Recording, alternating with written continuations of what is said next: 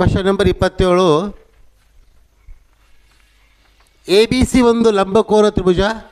Cone A B C = 90 degree ಮತ್ತು A D ಲಂಬ B C ಆದರೆ A B square = B C square into B D ಎಂದು ತೋರಿಸಿ ಅಂತ.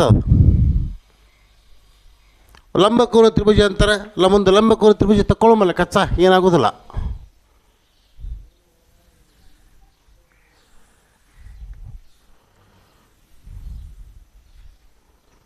ಇದು ಒಂದು ಲಂಬಕೋನ ತ್ರಿಭುಜ.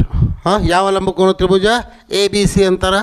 ಎ ಬಿ ಸಿ ಅನ್ನೋದು ಲಂಬಕೋನ ತ್ರಿಭುಜ. ಇದೇನಾಯ್ತು? ಇದು 90 ಡಿಗ್ರಿ ಆಯಿತು. ಯಾಕೆ? ಎ ಬಿ ಸಿ ಅಂತಾರೆ. ಎ ಕ್ವಶನ್ ಏನೋ ನೋಡ್ಕೊಂಡು ಸ್ವಲ್ಪ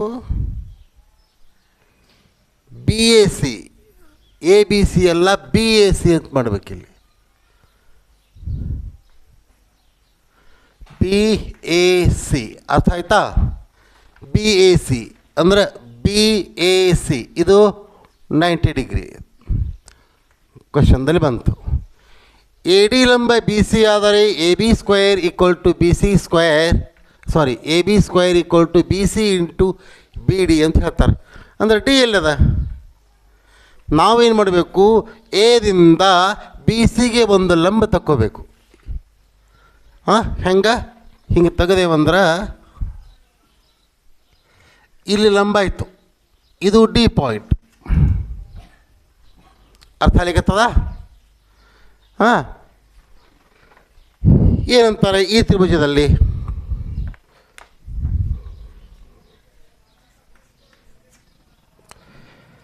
ಎ ಬಿ ಡಿ ಯಾವುದು? ತ್ರಿಭುಜ ಎ ಬಿ ಡಿ ಅಂದರೆ ಯಾವುದು ನೋಡ್ರಿ? ತ್ರಿಭುಜ ಎ ಬಿ ಡಿ ಅಂದಾಗ ತ್ರಿಭುಜ ಎ ಬಿ ಡಿ ತ್ರಿಭುಜ. ಅರ್ಥ ಆಯಿತು?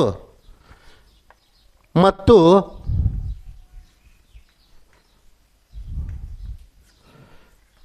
ತ್ರಿಭುಜ A B C, A B ಸಿಗಳಲ್ಲಿ ಈ ಎರಡು ತ್ರಿಭುಜಗಳಲ್ಲಿ ವಿಚಾರವನ್ನು ಮಾಡೋಣಂತ. ಏನು? ಕೋನ್ ಎ ಡಿ ಬಿ, ಕೋನ್ ಎ ಡಿ ಬಿ, ಕೋನ್ A D B. A D B ಅಂದರೆ ಯಾವುದು? ಎ ಡಿ ಬಿ ಅಂದರೆ ಈ ಕೋನ ಎಷ್ಟದದು? ಎ ಡಿ ಬಿ ಎಷ್ಟದದು? ಎ ಡಿ ಬಿ = ಕೋನ್ ಬಿ ಎ ಸಿ, ಕೋನ್ ಬಿ ಎ ಸಿ, ಕೋನ್ B A C. ಏನಂತಾರವರು? A DU B ಸಿಗೆ ಲಂಬವಾಗಿದೆ. ಈ ಎ ಡಿ ಏನದಲ್ಲ ಬಿ ಸಿಗೆ ಲಂಬವಾಗ್ಯದ ಅಂತ ಪ್ರಶ್ನೆಯಲ್ಲಿ ಹೇಳ್ಯಾರಂದ್ರೆ ಏನಾಯ್ತಿದು? ಏಕೆಂದರೆ ದತ್ತ ಪ್ರಶ್ನೆಯಂತೆ ಆಯ್ತದು.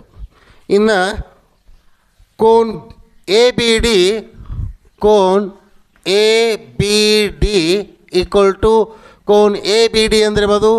ಕೋನ್ ಎ ಬಿ ಡಿ ಅಂದರೆ ಈ ಕೋನ. Cone A B D A B D cone A B D ಮಾಡಮು, ಎ ಡಿ ಬಿ ಮಾಡಮು. ಇಲ್ಲಿ ಎ ಬಿ ಡಿನೇ ಇರಲಿ. Cone A B D = cone A B C,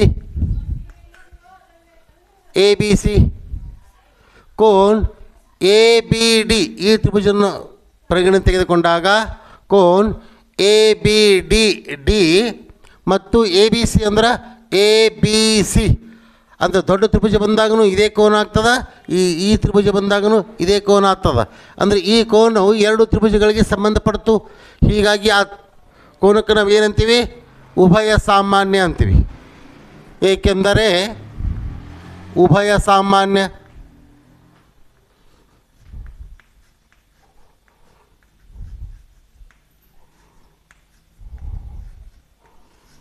ಉಭಯ ಸಾಮಾನ್ಯವಾಯಿತು. ಎರಡು ಕೋನಗಳು ಸಮ ಅಂತ ಹೇಳಿದ್ವಿ. ಇನ್ನೊಂದು ಕೋನವನ್ನು ಹೇಳಿಕ್ಕೆ ಸಾಧ್ಯ ಅಥವಾ ಬೇಕಾಗಿಲ್ಲ. ಎರಡು ಕೋನಗಳು ಸಮ ಇದ್ದಾಗ ಎರಡು ಆಕೃತಿಗಳು ಸಮರೂಪ ಅಂತ ಹೇಳ್ಬೋದು. ಆದ್ದರಿಂದ ತ್ರಿಭುಜ ಎ ಬಿ ಡಿ ಸಮರೂಪ ತ್ರಿಭುಜ ಎ ಬಿ ಸಿ. ಈ ಎರಡು ತ್ರಿಭುಜಗಳು ಏನದು? ಒಂದೇ ರೂಪದ್ದಾದು. ಯಾವುದು? ಎ ಬಿ ಡಿ ಮತ್ತು ಎ ಬಿ ಸಿ. ಈ ಎರಡು ತ್ರಿಭುಜಗಳು ನೋಡಲಿಕ್ಕೆ ಒಂದೇ ಕಂಡು, ಅಂದ್ರೆ ಲಂಬಕೋನ ತ್ರಿಭುಜಗಳೇ ಅದು. ಹೌದಲ್ಲ? ಏಕೆಂದರೆ ಆ್ಯಂಗಲ್ ನಿರ್ಧಾರಕ ಗುಣ.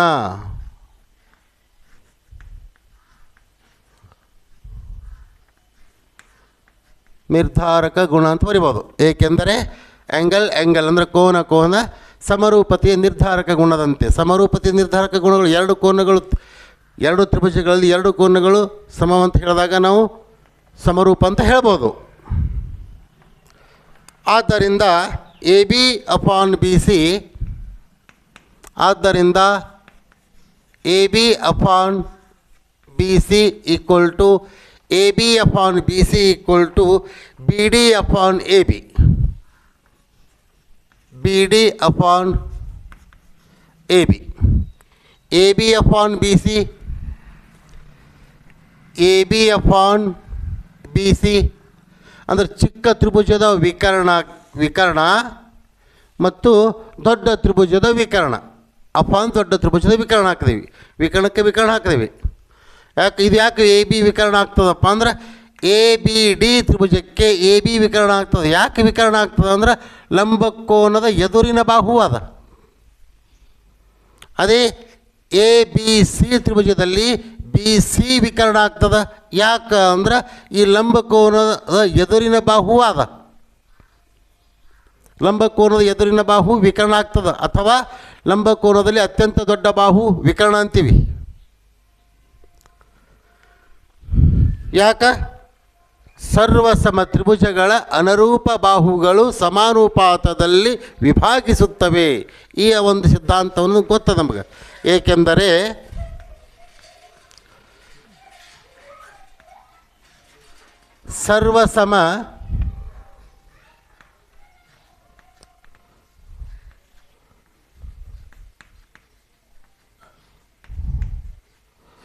ಸರ್ವಸಮ ತ್ರಿಭುಜಗಳ ಅನುರೂಪ ಬಾಹುಗಳು, ಅನುರೂಪ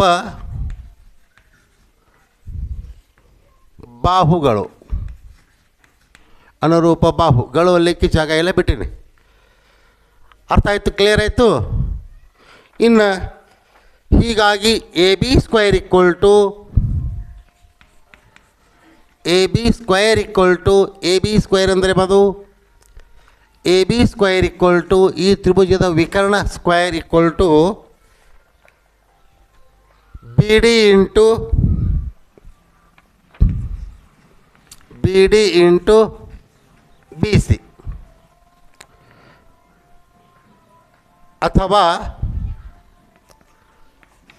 B C into B D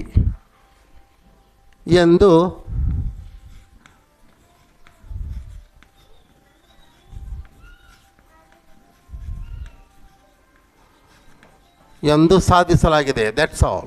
ನೋಡಿರಿ.